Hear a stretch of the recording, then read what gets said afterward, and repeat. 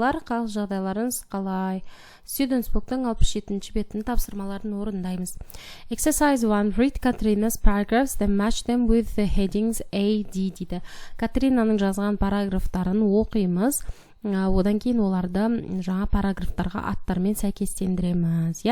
Біріншісі бұл жерде My Family History, отбасымның тарихы деген осындай мәтіндер жазған. Бірінші болып ол өзінің ата-анасы туралы айтып жатыр.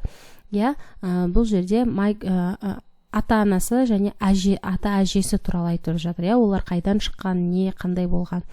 Біріншісі C болады, My Grandparents. Екіншісінде Life was hard in the 1940s деп олардың 1940-1950 жылдары өмірлері туралы айтып жатыр. Сондықтан the 1950s болады. Келесі үшінші Joe left school in 1951 and got a job as a builder. Және олардың жаңа үйленгеннен кейін бірге қалай өмір сүргені туралы айтып жатыр. Үшіншісі A болады, their lives together, олардың бірге өмірі. Және төртінші болып our family now, біздің отбасымыз қазір деген тақырыпта айтып жатыр.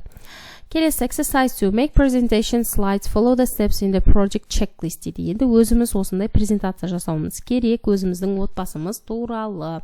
Мына жерде мысалы кім?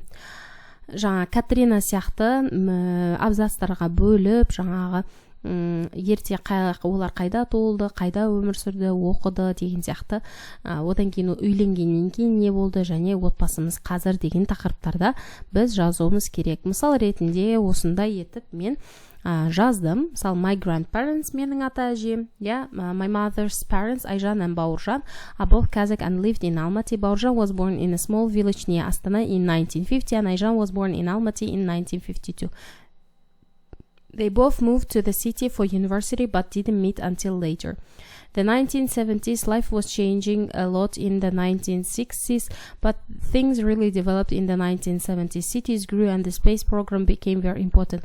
Ayjan remembers her university years as a wonderful time of development and new ideas.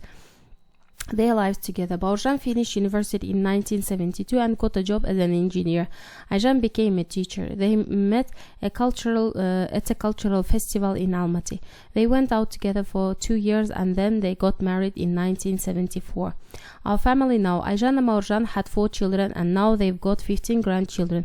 When we have big family parties during holidays like Nowruz, there are over 30 people. I love my big family. We always have friends to talk to and great food. Осылай мысал ретінде жазсаңыздар болады. Бұл жерде маңызды жаңа жылдарды, адамдардың аттарын өзгертіп, өзіңіздің ата-әжеңіздің аттарын қойып, жазып өзгертіп алсаңыздар болады. Туған жерін, мысалы туған жылдарын, қанша немерелер бар деген сияқты ақпараттарды өзгертіп, өзіңіздің отбасыңызға сәйкестендіріп жазасыздар. Келесі үшінші to exchange your slides with your classmates. What did they write about? Енді класстастарыңызбен өздеріңіздің презентацияларыңызды көрсетесіздер. Олар не туралы жазды дейді, сол туралы айтып бересіздер. Осымен бұл беттің тапсырмаларын орындадық. Сау болыңыздар.